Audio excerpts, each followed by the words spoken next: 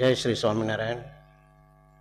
પરમ પૂજ્ય આચાર્ય મહારાજ શ્રી પરમ પૂજ્ય નારાયણ સ્વામી, પરમ પૂજ્ય બાપુ સ્વામી, દેવ સ્વામી, ડૉક્ટર સંત સ્વામી, નારાયણચરણ સ્વામી, પરમ પૂજ્ય નવતમ સ્વામી, સૌ વડીલ સંતો, મહાત્માશ્રીઓ, સૌ વડતાલધામ ચેરિટેબલ ટ્રસ્ટના ટ્રસ્ટીશ્રીઓ, પંચેશ્વર મહાદેવના ટ્રસ્ટીશ્રીઓ, હરિભક્તો અને અત્રે પધારેલા ભાઈઓ બહેનો અને બાળકો. બાપુ સ્વામીએ જેમ કહ્યું કે વડતાલ મંદિર જ્યારે પણ સજાનંદ સ્વામી મહારાજે કલ્પના કરી હશે, બનાવવાના હશે, પણ પરિસ્થિતિમાં કાંઈ મળે નહીં, છતાં પણ ભવ્યાતિ ભવ્ય મંદિરોની સ્થાપના થકી સ્વામિનારાયણ સંપ્રદાય 300 વર્ષ પહેલાંથી આજ દિન સુધીમાં જે એની પરંપરા રહી કે જે પણ કરવું એ ભવ્યાતિ ભવ્ય કરવું. અને નવતમ સ્વામીને મારી તો બાળપણની પૂર્વાશ્રમની બહુ વાતો ના થાય, બધા સંતો બેઠા છે એટલે, પણ સ્વામી અમે આમ કહીએ તો એક જ ગોધડીમાં સૂતા, રમ્યા અને મોટા થયા. પણ કુદરતે પણ એવું એ કર્યું કે મારા પિતાશ્રી અને એમના વડીલશ્રી પણ ધામમાં ગયા અને એમને વાસુદેવ સ્વામી આવ્યા અને વડતાલ લઈ ગયા અને મને મારા બાપુજી વડોદરા લઈ ગયા. એમ અમારા બહેનું વિખૂટું પડવું અને પાછું કોલેજમાં મારે વિદ્યાનગર ભણવા જવાનું થયું, સ્વામીને પાછું વડતાલ આવવાનું થયું. ત્યારથી પાછા અમે ભેગા થયા અને કંઈક ને કંઈક હું એમની સાથે વાત કરું, તમે આધ્યાત્મિકતા અને ધર્મની સાથે સંકળાયેલા છો, મને અમર રસ છે, આપણે બે ભેગા થઈને કંઈક કરીએ. અને 25-30 વર્ષ પહેલાં જ્યારે મેં એમને કહ્યું તો આજે સવાર પણ હું ખાલી કહેતો હતો હસતા હસતા, સ્વામી હવે આપણે પંચેશ્વરમાં ધામો નાખીએ હતા કે વડતાલ નહીં છૂટે. એટલે એમની એટલી એ હતી, એટલે મારે સ્કૂલ સરસ કરવી હતી. મને એમ કે સ્વામી મળી જાય તો જોડે બે ભેગા થઈને હું હોસ્પિટલનું સંભાળું, એ શિક્ષણ અને આધ્યાત્મિકતા અને સંસ્કારનું સંભાળે.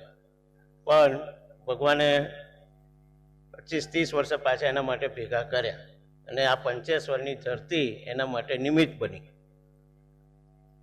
આ શાળા વિશે હું વાત કરું તો આપણી રાજ્ય સરકાર, માનનીય ભૂપેન્દ્રભાઈ પટેલની સરકાર અને શિક્ષણ મંત્રી તરીકે શ્રી કુબેરભાઈ અને પ્રફુલ્લભાઈ અને સર્વ અધિકારીગણ, અને જ્યારે આ સ્કૂલ કેવી રીતે કાર્યરત થાય ને કેવી રીતના એને કરવી જોઈએ એ અમારા અમેરિકન મોડેલ ઉપરથી અમે જ્યારે પરિકલ્પના મૂકી ત્યારે બધાને એક પ્રશ્ન હતો. અમે એવું કહ્યું કે સંસ્થા કે દાતા કે કોઈ પણ કોર્પોરેટ કંપની એના ભવનો બનાવે, એનું સંચાલન કરે અને સરકાર વિદ્યાર્થી દીઠ એક નિયત રકમ આપે અને એનું સારામાં સારું ભણતર ઘડતર થાય સંસ્કાર સાથે, એવું આપણે વાતાવરણ બનાવીએ. બધાને થોડી શંકા હતી કે આવી રીતના આ યોજના થાય કે કેમ. પછી સરકારશ્રીમાં ખૂબ આમાં ચર્ચા વિચારણા થઈ, એક આખું અલગ એનું બોર્ડ બનાવવામાં આવ્યું અને એના જે બધા એક્સપર્ટ્સ હતા એ બધાની સલાહ સૂચનો લઈને અમે લોકોએ એની આખી યોજના મૂકી. અને જ્યારે અમને એવું હતું કે 50 સ્કૂલો કરીએ અને 15,000 બાળકો, એટલે દર વર્ષે એક સ્કૂલને 6 ધોરણમાં 300 બાળકો મળે એવી આ યોજના હતી, ત્યારે બધાને શંકા હતી કે 15,000 બાળકો ક્યાંથી આવશે અને 15,000 બાળકોને આપવા માટે જે ભવનો બનવા જોઈએ કે એ વિદ્યાધામો ઊભા થવા જોઈએ એ સંસ્થાઓ આવશે કે કેમ. કારણ કે સંસ્થાઓએ પોતાના પૈસે વિદ્યાલય બનાવવાના હતા, હોસ્ટેલ બનાવવાની હતી, એટલે એક શંકાનું હતું. પણ અમારા બધાની વચ્ચે આશ્ચર્યમાં જ્યારે આની યોજના મૂકી અને પ્રારંભિક અરજીઓ મંગાવવામાં આવી તો 380 અરજી આવી.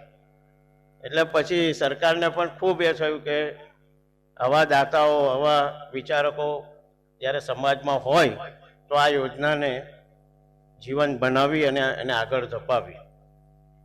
પછી 50 સ્કૂલમાંથી ભાઈ શ્રી ધારાસભ્ય અભયસિંહભાઈ અને ભાઈ શ્રી રાજેન્દ્રભાઈ જેવા જે આદિવાસી વિસ્તારમાં પ્રતિનિધિત્વ કરતા ધારાસભ્યશ્રીઓએ એક વિનંતી કરી સરકારમાં એ 50 સ્કૂલ એ કરો તો બીજી 25 સ્કૂલ ટ્રાઇબલ રેસિડેન્શિયલ સ્કૂલ પણ કરો કે જેમાં આવી જ સંસ્થાઓ આવે અને ટ્રાઇબલના બાળકોને એના માહોલમાં એના વતનોની આજુબાજુ નજીકમાં એને એક સારું ભણવાનું સંસ્થા મળે. એટલે સરકારશ્રી ઉદાર થઈને માનનીય ભૂપેન્દ્રભાઈએ 50+25 એમ કરીને 75 સ્કૂલ મંજૂર કરી. અને મને સ્પેશિયલ મને ને કિરણભાઈને જવાબદારી આપી કે તમારે 2 સ્કૂલ કરવી પડે. અને નવતમ સ્વામીનો પણ ખૂબ આગ્રહ હતો અને મને પણ મારું પણ જન્મભૂમિ તો લોટિયા, હવે છોટાઉદેપુર જિલ્લો થયો, પણ પહેલાં તો વડોદરા જિલ્લો હતો. મને પણ એવું થયું કે આપણી પણ એક ફરજ બને છે કે આપણે જન્મભૂમિ પ્રત્યે કંઈક ફરજ અદા કરીએ. અને આ સંજોગ ભેગો થયો અને એમાં આ મોટી સ્કૂલ ઊભી થશે. હું તમને કહું, છોટાઉદેપુરની પ્રજાએ ક્યારેય વિચાર્યું નહીં હોય એવું ઇન્ફ્રાસ્ટ્રક્ચર સાથે, એવા રમતગમતના આંતરરાષ્ટ્રીય મેદાનો સાથે આ સંસ્થા ઊભી થશે. આચાર્ય મહારાજશ્રી તો હમણાં મારું કમનસીબ હતું, પણ અમારી ભૂમિનું સદનસીબ હતું. દિવાળીના દિવસોમાં આચાર્ય મહારાજશ્રી ત્યાં પોઈચા મંદિર પધાર્યા હતા અને મોટા ફોફડિયા પધાર્યા. અને અમારા જે ક્રિકેટ ગ્રાઉન્ડમાંથી આચાર્ય મહારાજશ્રીએ હેલિકોપ્ટરમાં પ્રયાણ કર્યું. અમારે મળવાનું એમને નહીં થયું, પણ મારા ઘરે પધરામણી પણ કરી. અને સાધારણ અમારા અશોકભાઈને એમને પૂછ્યું કે આવું જ જીતુભાઈ ત્યાં બનાવશે. એટલે મેં આજે હું આચાર્ય મહારાજશ્રીને કહું છું એનાથી સારું બનાવીશ. અને આપણા આદિવાસી વિસ્તારના પ્રજાજનોને જે મોટા શહેરોમાં મેટ્રોપોલિટન સિટીમાં જવું પડે ને જોવા મળે એવું આપણે અહીંયા છોટાઉદેપુર જિલ્લાનું આદર્શ વિદ્યાલય, આદર્શ રમતગમત કેન્દ્ર સાથેનું આપણે બનાવવા જઈ રહ્યા છીએ. તબક્કાવાર આપણે 3 થી 5 વર્ષમાં આ તમામ કામ પૂર્ણ કરીશું. પણ આવતા વર્ષથી સ્વામીની ઈચ્છા છે કે આપણે 300 વિદ્યાર્થી, સરકાર તો અમને આપવા તૈયાર છે, પણ એમને રાખવાની ને બનાવવાની વ્યવસ્થા હાલ પૂરતી ક્યાંક સંખેડામાં કે આજુબાજુ કંઈક થાય તો આવતા વર્ષથી કરશું. એ તો 2025થી તો આપણે ત્યાં આ સ્કૂલ આપણે શરૂ કરી દઈશું. અને આ થોડી યોજના માટે કહી દઉં, બધા માતાઓ છે અહીંયા એટલે ખાસ, કે 1 થી 5 ધોરણ સરકારી શાળામાં ભણેલો બાળક હોવો જોઈએ. 5મા ધોરણમાં એની પરીક્ષા થશે. આ વર્ષે પણ થઈ. આ વર્ષે 3,76,000 બાળકો બેઠા હતા. 3,76,000 આખા ગુજરાતમાં. અને એમાંથી ખાલી 15,000 સિલેક્ટ કરવાના હતા. એટલે થોડી ટફ કોમ્પિટિશન પણ રહે. અને એમાં પછી આપણા ધારાસભ્યશ્રીઓની માગણીને ધ્યાન આપીને સરકારે 25 ટ્રાઇબલ રેસિડેન્શિયલ સ્કૂલ પૈકીની આ એક છોટાઉદેપુર જિલ્લાની ટ્રાઇબલ રેસિડેન્શિયલ સ્કૂલ આ પંચેશ્વરમાં બનશે. અને એમાં આપણા બાળકોને આનો લાભ મળે. 6, 7, 8 એ ગુજરાતી માધ્યમમાં એને ભણવાનું. એમાંથી બહુ સારા વિદ્યાર્થીઓ હોય એને 9, 10, 11, 12 બંને ગુજરાતી અને અંગ્રેજી માધ્યમનું ભણવાનું મળે. કેમ્બ્રિજ કોર્સ એટલે ઇન્ટરનેશનલ કોર્સનું ભણવાનું મળે. અને સાથે સાથે એનું ઘડતર થાય. કોઈને આર્મીમાં જવું હોય, કોઈને દેશની સેવા કરવી હોય, એરફોર્સમાં જવું હોય, જ્યાં જેને જવું હોય એવા જે પણ અભ્યાસક્રમોને લગતા જે બેઝિક કોર્સ હોય એ પણ આ શાળામાં કરવામાં આવશે. એટલે આપણે આ પંચેશ્વરમાં એ બધી જ વ્યવસ્થા ઊભી કરવા જઈ રહ્યા છે. અને આચાર્ય મહારાજશ્રી અને વડીલ સંતોના આજે આપણને આશીર્વાદ મળ્યા. એમના વરદ હસ્તે આજે આપણે ખાતમુહૂર્ત કર્યું.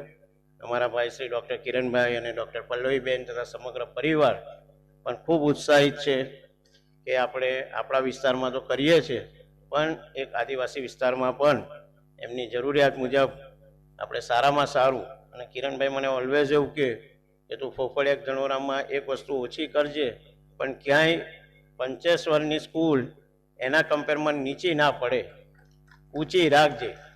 એવું એનું ઇન્ફ્રાસ્ટ્રક્ચર, એની વ્યવસ્થા આપણે કરવાની છે. એટલે જ્યારે હવે આપણને સાથ સહકાર મળવા જઈ રહ્યો છે. હું બધાની પાસે એક અપેક્ષા પણ રાખીશ કે આપણે આપણા બાળકોને ખૂબ સારી રીતે ભણાવીએ, ખૂબ શિક્ષિત કરીએ. બાકી સ્વામી અને અહીંયા વડતાલ ધામ અહીંયા બિરાજે છે એટલે સંસ્કાર અને આધ્યાત્મિકતા સાથેનું શિક્ષણ કદાચ છોટાઉદેપુર જિલ્લામાં એકમાત્ર આ સંસ્થા હશે. એ જ સાથે હું વિરમું છું. જય સ્વામિનારાયણ.